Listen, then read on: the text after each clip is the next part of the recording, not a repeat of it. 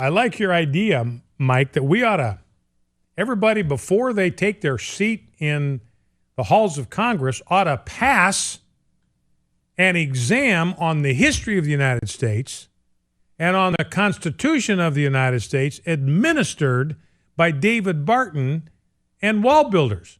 I mean, that ought to be a minimum.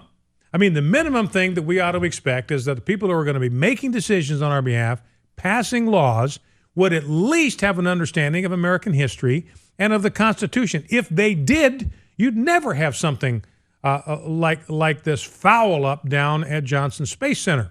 I mean, because it's a no-brainer. Only Congress can violate the First Amendment. Employees at NASA, they're not Congress. They couldn't violate the First Amendment if they tried. If they deliberately set out to do it, they couldn't do it.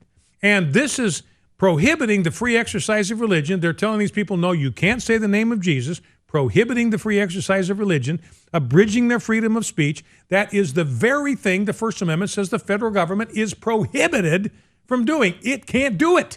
I mean, this is not rocket surgery, ladies and gentlemen, since we're talking about NASA here and the Johnson Space Center.